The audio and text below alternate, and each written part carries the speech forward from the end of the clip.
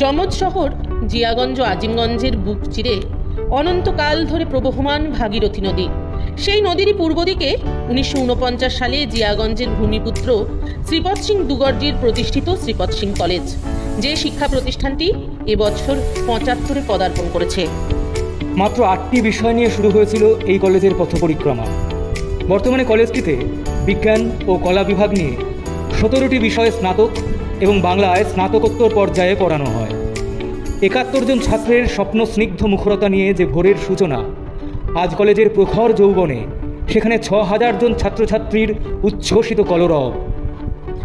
7 জন বিদগ্ধ অধ্যাপক নিয়ে শুরু হয়েছিল যে কলেজের পঠন পাঠন, আজ পরিচালন সমিতি, অধ্যক্ষ, 88 জন উচ্চশিক্ষিত অধ্যাপক অধ্যাপিকাবৃন্দ এবং শিক্ষা সহায়ক কর্মীদের নিরলস প্রয়াসে তা বিদ্যাচর্চার উৎকর্ষ কেন্দ্রে পরিণত হয়েছে। এটি গভর্নমেন্ট স্পন্সর্ড, ন্যাক অ্যাক্রিডিয়েটেড এবং NIRF এ অংশগ্রহণ করেছে। কলেজের সমৃদ্ধ ডিজিটাল লাইব্রেরি, উন্নত ল্যাবরেটরি, ডিজিটাল ক্লাসরুম ও কম্পিউটার রুম আধুনিক শিক্ষা পদ্ধতিকে সহজতর করেছে।